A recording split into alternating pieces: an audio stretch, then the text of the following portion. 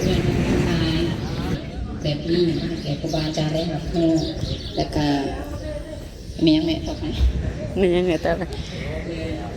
ต่อไป ถ่ายคลิป ขอค่ะเป็นครูบาอาจารย์ตั้งหน้าแก่เจ้าภาพเป็นได้อาราธนานิมนต์จากเสืออาจารย์ ทักทายสบายดีพี่น้อง เมตตาให้ธรรมะหลักธรรมคำสอนของพระเจ้าให้แก่ผู้ที่จะสร้างครอบครัวใหม่หรือว่าผู้ที่สร้างแล้วก็ดีหรือว่าผู้ที่คิดที่จะสร้างครอบครัวใหม่ก็ดีหรือว่าผู้ที่คิดที่จะสร้างก็ฟังไว้นะคุณเพื่อเอาไปบอกผู้อื่นเลยแล้วก็จากอาราธนาโมทนาครูบาอาจารย์ในความใจมาใจหมดขโมยเกิดประโยชน์และความสุขในนำเอาหลักธรรมคำสอนนี้ไปประพฤติปฏิบัติในชีวิตประจำวันเพื่อความเจริญรุ่งเรืองแก่ทุกคนทุกชีวิตทุกจิตใจจะได้เอาธรรมะคำสอนไปได้ไปนำนำปฏิบัติ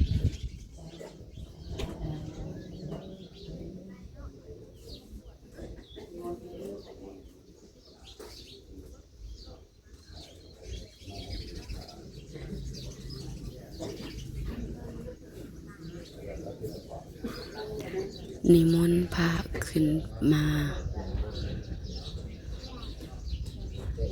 เทศนาให้ฟังพี่น้อง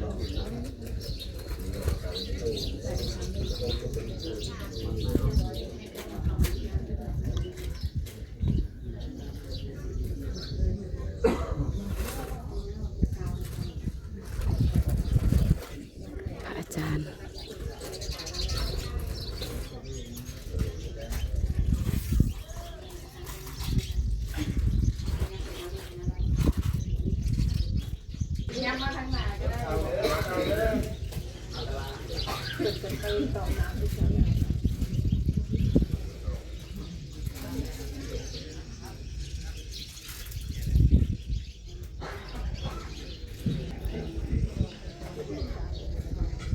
ได้ไหมตอนนี้เลย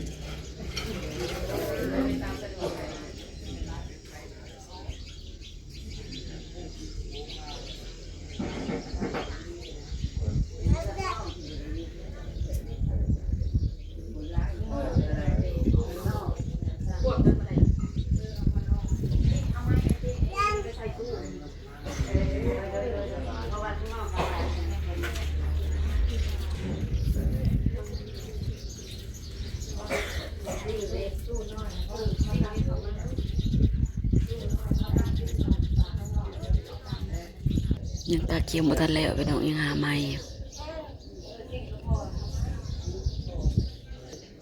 4 5 6 7นี่ครับ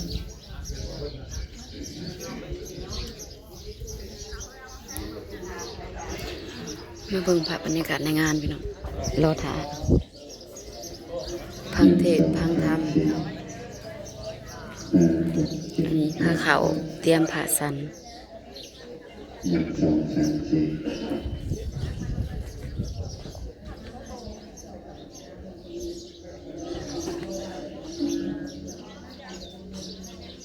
4การฟังธรรมะน้อยหนึ่งละร้อยหลายประมาณ18 นาที 18 นาทีพี่น้องฟังเอาเลยเนาะให้มันจุดเลยแหละพี่น้อง เลยยังฟังหลายๆแต่ละทีเนี่ย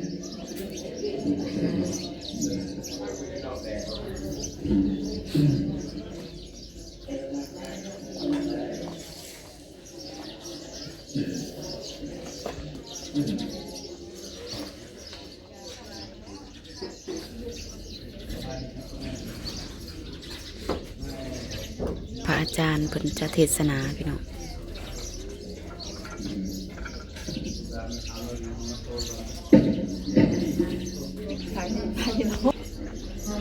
ยังไม่บ่ได้บ่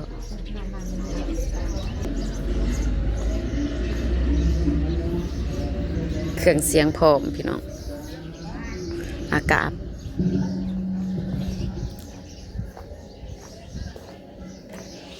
บรรยากาศนี้นะคะ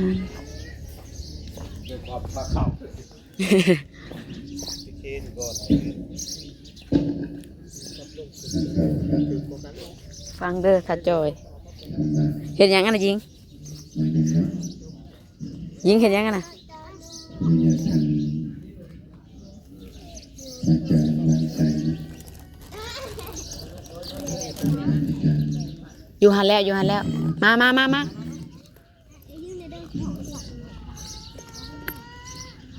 นักประเรียนของน้องๆเด็กพาผู้มีความรักผู้เป็นผู้ทำเทวดาและผู้ทำงาน ให้น้องกินในหมุ น้องๆเด็กมาทำที่พาผู้มีความรักษาพระเจ้าอยู่ในเป็นน้องๆเด็กสงสารของพระผู้มีความรักษา บ่เคยได้ยินเนาะอยู่นี่เนาะ ปฏิบัติดีปฏิบัติชอบ น้องน้อง นำสกัดพระเทวดาปฏิบัติ ยิงบ่กินลูกยิงมีนมอยู่ นักเรียนเพลงสมณีจะเป็นทองนักเศร้านักจบเรียนส่วนยังอยู่เราสมศิษย์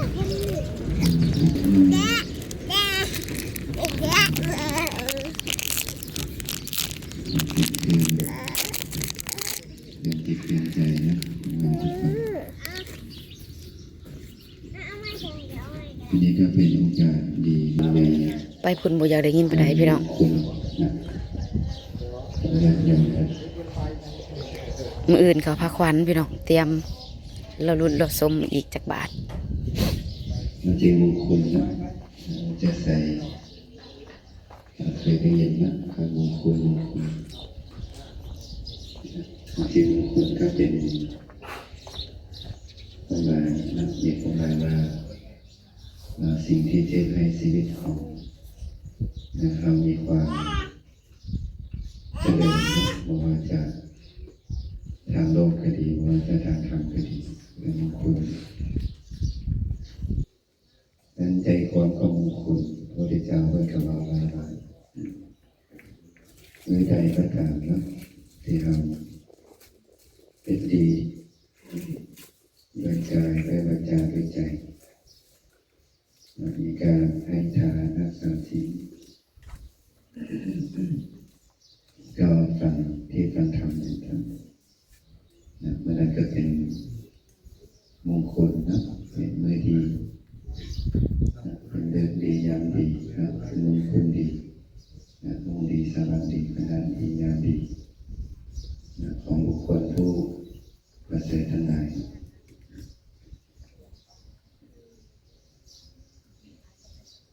ก็มีธรรมะอยู่สักเรื่องเล่าให้ฟังเป็นธรรมะเกี่ยวข้องกับญาติโยมเลยนะผู้ที่ยังอยู่ของบ้านของเมืองพระพุทธเจ้าเพิ่นก็มีธรรมะให้ได้ผู้ที่เป็นอุบาสกอุบาสิกาผู้ที่เป็นญาติโยมและเป็นของเมืองในสมัยครั้งพุทธกาลนะมีเศรษฐีคนหนึ่งนะชื่อว่าอุคตาเศรษฐีอุคตาเศรษฐีเป็นได้ไปที่วันพระพุทธเจ้าคล้ายๆงานเดียวมีอะไรนั่นคล้ายๆเป็นอย่างเฮ็ดบุญนะเฮ็ดบุญในนิมนต์พระพุทธเจ้าพร้อมเลยภิกษุ3 องค์นะเป็นองค์วันไหนเป็นมนต์แค่นั้นนะรวมกับพระพุทธเจ้าก็เป็น4 องค์ในนาทีงานของเพื่อนนะเพื่อนอยากถวายทานและพอองค์เศร้ามาพระพุทธเจ้าก็ไปนะไปสู่ที่อยู่ที่เวรของอุคตาเศรษฐีนะไปเพื่อนก็ในถวายทานนะตามไหว้พระพุทธเจ้าถวายทานภิกษุทั้งหลายพระพุทธเจ้าสั่นแล้วเพื่อนก็เข้ามาหาพระพุทธเจ้าเพื่อนเข้ามาหาพระพุทธเจ้าเลยนะเพื่อนก็ขอให้พระพุทธเจ้าแสดงธรรมแก่กุมารีนะกุมารีก็คือ ลูกยิงของเพิ่นนะลูกยิงของเพิ่นกล่าวกับพระพุทธเจ้าว่าข้าแต่พระองค์ผู้เจริญนะกุมารีเหล่านี้ของพวกข้าน้อยทั้งหลายนะจะไปสู่ตระกูลของสามีเนี่ยเป็นว่านี้นะขอให้พระผู้มีพระภาคเจ้านี้จงกล่าวสอนคำสอนกุมารีเหล่านั้นซึ่งจะเป็นประโยชน์เกื้อกูลแก่กุมารีเหล่านั้นตลอดกาลนานพระพุทธเจ้าของเราก็ได้ตรัสสอนอยู่5 ข้อนะ5 ข้อแล้วก็ลองเอาไปพิจารณาดูเล่นนะฟังวิธีพิจารณาพระพุทธเจ้าของเราเพิ่นกล่าวว่าดูก่อนกุมารีทั้งหลายนะเพราะเหตุนั้นแหละเจ้าทั้งหลายจงศึกษาอย่างนี้ว่ามารดาบิดามารดาบิดาผู้หวังประโยชน์เกื้อกูลระหว่างความอนุเคราะห์หวังความอินดูนะเพิ่นบอกว่ามอบให้แก่สายใดท่านทั้งหลายจงปฏิบัติอย่างนี้ว่าท่านทั้งหลายจะเป็นผู้ตื่นก่อนนอนตามหลังคอยทักใส่ประพฤติเป็นที่พอใจท่านฟังคำแล้วก็เว้าคำที่เป็นที่หักต่อท่านอันนี้เป็นข้อหนึ่งนะท่านทั้งหลายจงศึกษาอย่างนี้อันนี้ข้อหนึ่งเป็นสอนนะเป็นสอนพระพุทธเจ้าแนะนำมามารดาบิดาเนาะเพิ่นมอบลูกสาวหรือว่าอย่างให้แก่คนใดนะให้แก่สายใดเขาก่อนปฏิบัติต่อสายนั้นเพิ่นบอกว่าโดยการตื่นก่อนนี่เป็นตื่นก่อนนอนตามหลังเอาเย็นอันนี้อย่างนั้นเนาะกลับไปศึกษาเนี่ยเป็นว่าตื่นก่อนนอนตามหลังแล้วก็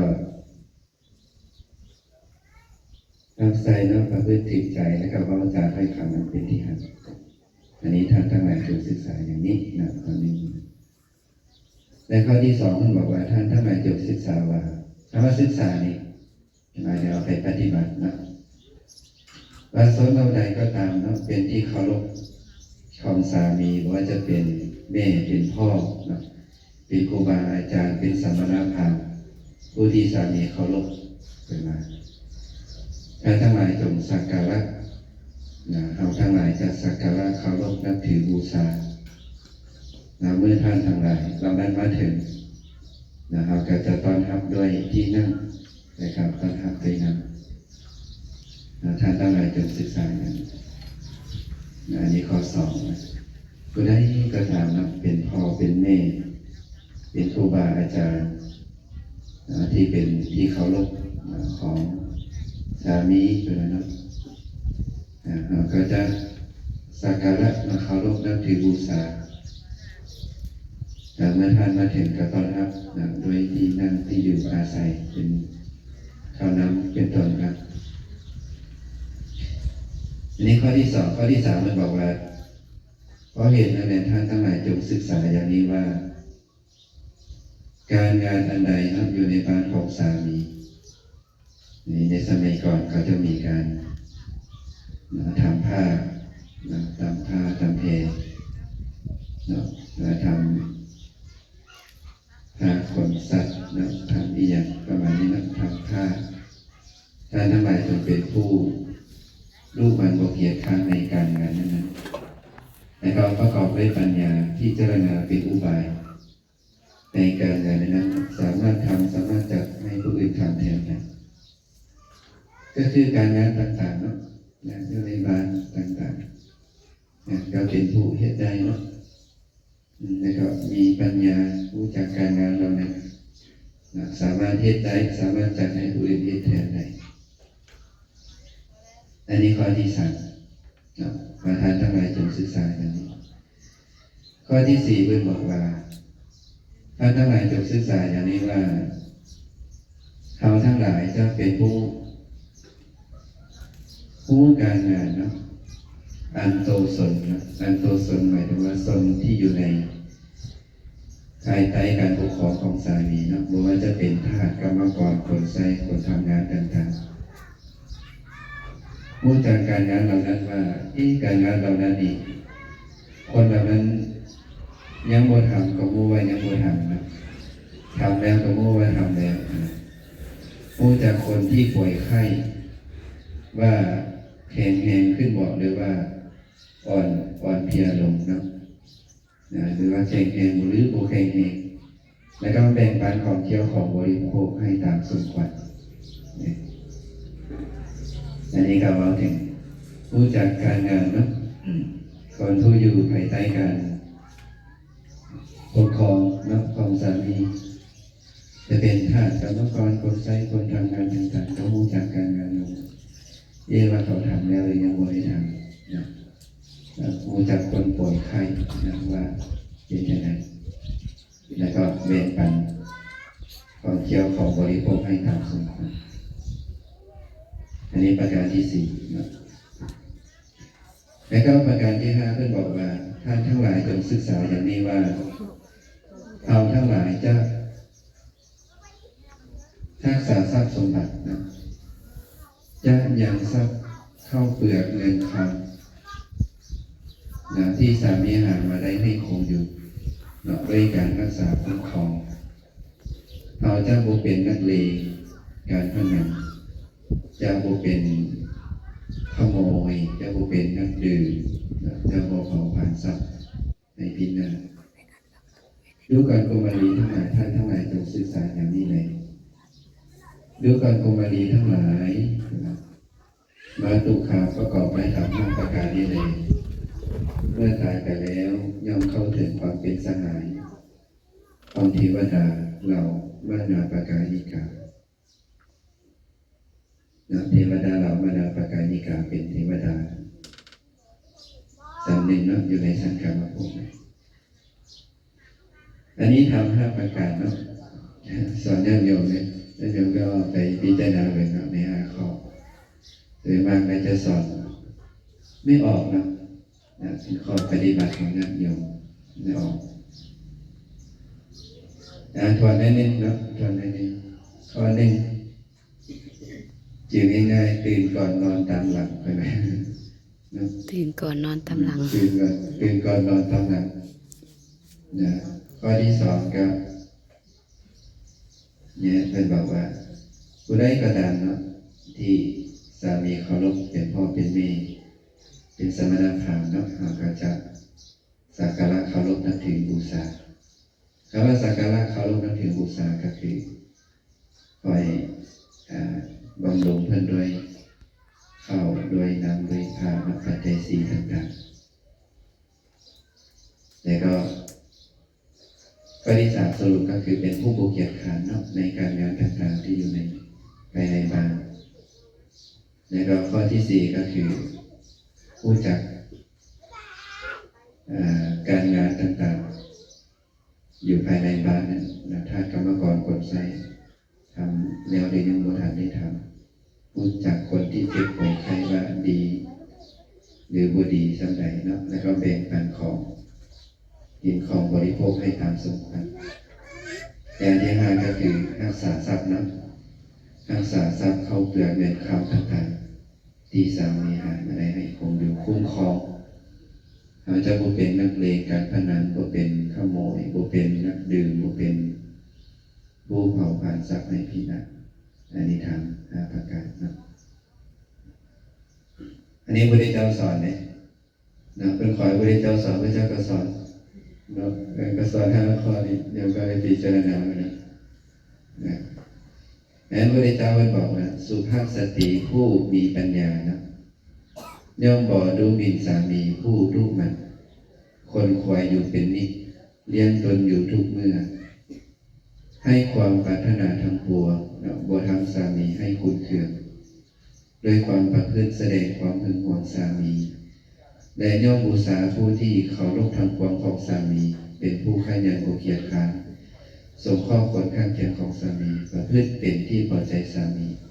รักษาทรัพย์ที่สามีหามาได้นารีใดย่อมประพฤติตามความพอใจของสามีอย่างนี้นารีนั้นย่อมเข้าถึงความเป็นเทวดาเรามานาภากานิกาอันนี้เป็นคำเป็นคาถานะ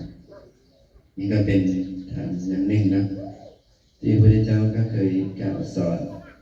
ธรรมะเหล่านี้ไว้ธรรมะเหล่านี้แต่บางก็เคยมากล่าวเลย